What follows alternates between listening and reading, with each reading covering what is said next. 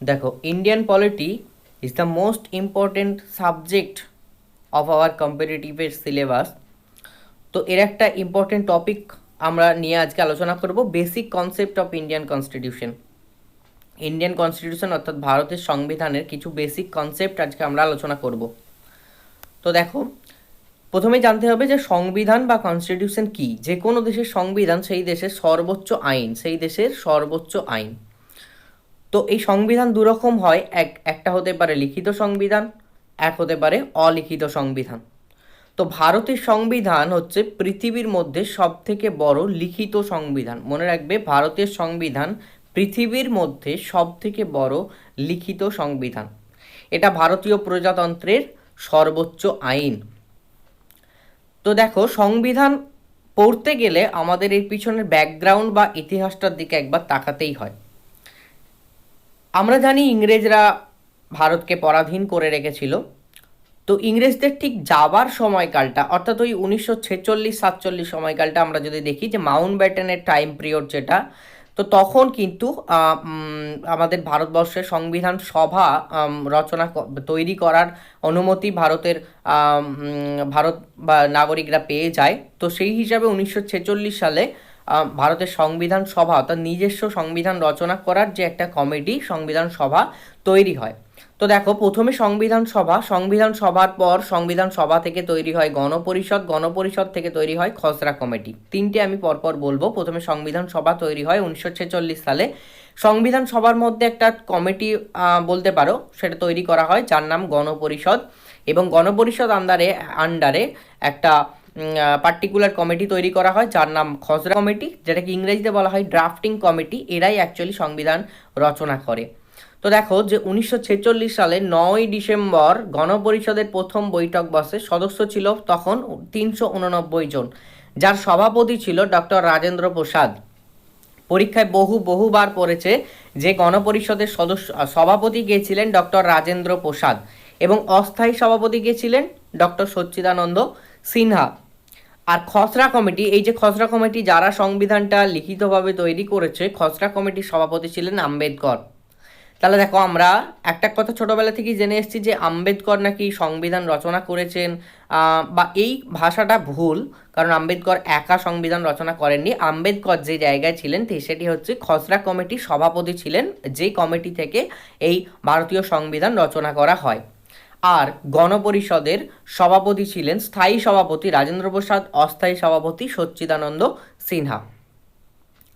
দেখো, 1949 সালে 26শে নভেম্বর সংবিধান গৃহীত হয় সংবিধান সভায়, অর্থাৎ সংবিধান লেখার পর বা রচনা করার পর এটা মানে অ্যাকসেপ্ট করা হয় গণপরিষদে, বা সংবিধান সভায় অ্যাকসেপ্ট করা হয় 1949 সালে 26শে নভেম্বর। এবং সংবিধানটা কার্যকর হয় আমাদের ভারতবর্ষে, সংবিধান কার্যকর হয় 1950 সালে 26শে জানুয়ারি।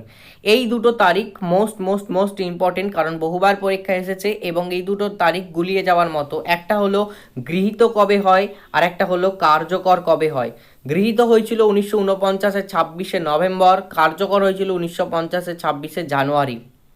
দেখো, ফাদার অফ ইন্ডিয়ান কনস্টিটিউশন কাকে বলা হয়? আম্বেদকরকে। কিন্তু পায়োনার অফ ইন্ডিয়ান কনস্টিটিউশন, পায়োনার মানে পথিকৃৎ বলতে পারো, কাকে বলা হয়? এম.এন. রয় বা মানবেন্দ্র রয়কে। এই দুটো গুলিয়ে যাওয়ার মতো question. Father of Indian constitution Ambedkar, পায়োনার of Indian constitution হলো মানবেন্দ্র রয়। এটি আম্বেদকর তো ছবি তোমরা সবাই জানো। দেখো, এরপর হচ্ছে সোর্স অফ ইন্ডিয়ান কনস্টিটিউশন। আমাদের ভারতবর্ষ কি করেছিল, যে সমস্ত দেশের তৎকালীন যে সমস্ত দেশ স্বাধীন ছিল, যাদের নিজস্ব সংবিধান ছিল, তো তাদের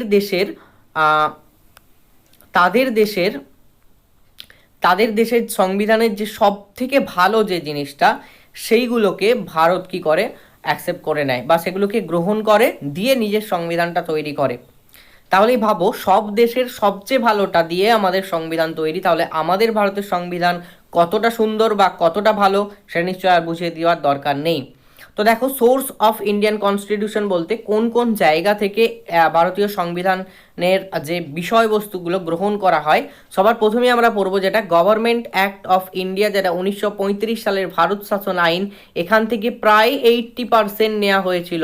ইংরেজরা যে 1935 সালে ভারত শাসন আইন করেছিল, সেখান থেকে প্রায় 80% নিয়ম সংবিধানে গ্রহণ করা হয়। এরপর হচ্ছে ব্রিটিশ কনস্টিটিউশন, অর্থাৎ ব্রিটিশদের সংবিধান, আইরিশ কনস্টিটিউশন, কানাডার সংবিধান, অস্ট্রেলিয়ান সংবিধান, ইউএসএ সংবিধান, ফ্রান্সের সংবিধান। এই সমস্ত জায়গার প্রায় 60টা দেশের সংবিধান থেকে সব থেকে ভালো জিনিসগুলো ভারতীয় সংবিধানে গ্রহণ করা হয়। তো কোন দেশ থেকে কি গ্রহণ করা হয়েছিল আমরা পাট করে জানবো। দেখো, প্রথমেই আছে আমেরিকা। আমেরিকা থেকে কি কি গ্রহণ করা হয়েছিল? সংবিধানের প্রস্তাবনা, মৌলিক অধিকার, বিচার ব্যবস্থা। এই প্রস্তাবনা কি, মৌলিক অধিকার কি, বিচার ব্যবস্থা কি, আমরা পাট করে ভিডিও নিয়ে আসবো, তোমাদের সাথে আলোচনা করব। আপাতত এটুকু জানো যে আমেরিকার সংবিধান থেকে কি কি গ্রহণ করা হয়েছিল, সেটা হচ্ছে প্রস্তাবনা, মৌলিক অধিকার, বিচার ব্যবস্থা। আয়ারল্যান্ডের সংবিধান থেকে কি কি নেওয়া হয়েছিল? নির্দেশমূলক নীতি, রাষ্ট্রপতি নির্বাচন। নির্দেশমূলক নীতি কি, ছোট্ট করে বলে দিই। দেখো, নির্দেশমূলক নীতি হচ্ছে সংবিধানে কয়েকটা নীতি আছে, বর্তমানে খুব সম্ভবত 18টা আছে এখন। তো এই 18টা নীতি হচ্ছে, এটা কোনো জনগণের ওপর নির্দেশ নয়, এটা হলো সরকারের ওপর নির্দেশ।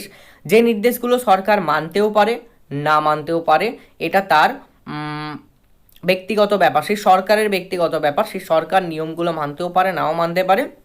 তো সেরকম কিছু নিয়ম আছে যেগুলোকে বলা হয় নির্দেশমূলক নীতি। এটা আমরা ডিটেলসে আলোচনা করব পরে। এরপর দেখো, রাশিয়ার সংবিধান থেকে নেওয়া হয়েছিল মৌলিক কর্তব্য। আমরা জানি আমাদের যে 11টা মৌলিক কর্তব্য আছে, সেটা রাশিয়ার সংবিধান থেকে নেওয়া হয়েছিল। সুপ্রিম কোর্ট, আমাদের দেশের সর্বোচ্চ আদালত। সুপ্রিম কোর্টের যে কনসেপ্ট বা সুপ্রিম কোর্ট কেমনভাবে তৈরি হবে, তার গঠন কি হবে, তার নিয়ম নীতি কী হবে, এটা নেওয়া হয়েছিল জাপানের সংবিধান থেকে। সংযুক্ত তালিকা মানে আমাদের সংবিধানে 3 প্রকার তালিকা আছে। একটাকে বলা হয় রাজ্য তালিকা, একটাকে বলা হয় কেন্দ্র তালিকা, একটাকে বলা হয় যুগ্ম তালিকা। তো এই যে যুগ্ম তালিকার কথাটা বললাম, সেই সংযুক্ত তালিকা বা যুগ্ম তালিকার কনসেপ্টটা নেওয়া হয়েছিল অস্ট্রেলিয়ার সংবিধান থেকে। এরপর দেখো, দক্ষিণ আফ্রিকার সংবিধান থেকে একটা মোস্ট ইম্পর্টেন্ট জিনিস নেওয়া হয়েছিল, যেটা না থাকলে খুব সমস্যা হতো, সেটা হচ্ছে সংবিধান সংশোধন। সংবিধান কোনো স্থায়ী জিনিস নয়, আজ যে আইন আছে কাল সেটা পরিবর্তন হতেই পারে। ফর এক্সাম্পল 370 নম্বর ধারা জম্মু কাশ্মীরে ছিল, তোমরা সবাই জানো, বর্তমানে নেই।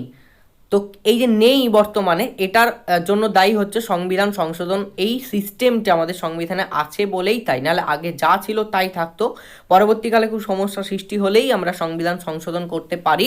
এটার ধারা হচ্ছে 368 নম্বর ধারায় সংবিধান সংশোধন করা যায়। তো যাই হোক, ধারা আর্টিকেলগুলো আমরা পরে আসবো। আপাতত জানো, দক্ষিণ আফ্রিকার সংবিধান থেকে এই সংবিধান সংশোধন করার কনসেপ্টটা নেওয়া হয়। এবং কেন্দ্র রাজ্যের মধ্যে যে সম্পর্ক, সেটা নেওয়া হয়েছিল কানাডার সংবিধান থেকে।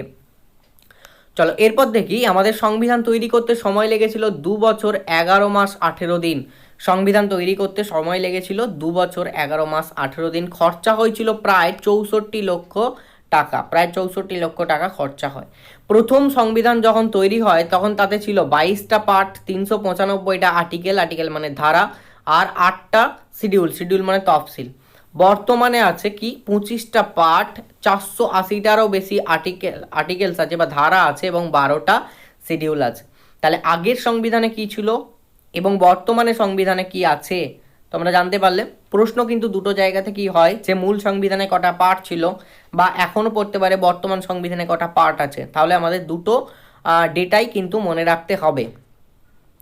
তো অবশ্য বর্তমান ডেটাটা পরিবর্তনীয়, এটা আরও পরিবর্তন হতে পারে। চলো দেখো, এরপর আসি মৌলিক অধিকার অর্থাৎ আমাদের নাগরিকদের যে স্বাধীনভাবে বেঁচে থাকা বা মত প্রকাশ করা, শিক্ষা গ্রহণ করা, এত কিছুর জন্য যে মৌলিক অধিকার আছে, কিছু মৌলিক অধিকার আছে। তো 6টা মৌলিক অধিকার আছে, সেগুলো আমরা জানবো। তার আগে বলি, মৌলিক অধিকার সংবিধানের 3 নম্বর পার্টে আছে, আর্টিকেল নাম্বার 12 থেকে 35, অর্থাৎ 12 থেকে 35 নম্বর ধারায় মৌলিক অধিকার আছে। সংবিধানে কোন পার্টে? 3 নম্বর পার্টে।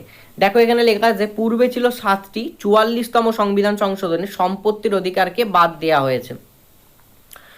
তো তাহলে পূর্বে 7টি ছিল, বর্তমানে আছে 6টি। কি কি দেখে নেবো আমরা, যে রাইট টু ইকুয়ালিটি মানে সাম্যের অধিকার, রাইট টু ফ্রিডম মানে স্বাধীনতার অধিকার, right to against exploitation, right to freedom of religion অর্থাৎ ধর্মীয় যে স্বাধীনতার অধিকার, যে কালচার অ্যান্ড এডুকেশনাল রাইট অর্থাৎ যে শিক্ষা এবং সংস্কৃতির অধিকার, এবং আছে রাইট টু কনস্টিটিউশনাল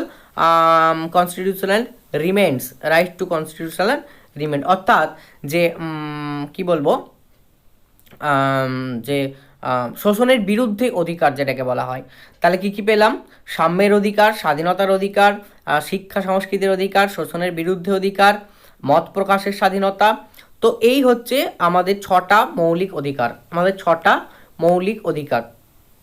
এরপর দেখো মৌলিক কর্তব্য। মৌলিক কর্তব্য কি? মৌলিক কর্তব্য আছে 4 নম্বর পার্টের এ, 4 নম্বর পার্টে এ বি বলে ভাগ আছে। 4 নম্বর পার্টের এ ভাগে মৌলিক কর্তব্য আছে আর্টিকেল নাম্বার 51 এ, 51 নম্বর ধারার এ অংশে মৌলিক কর্তব্য আছে।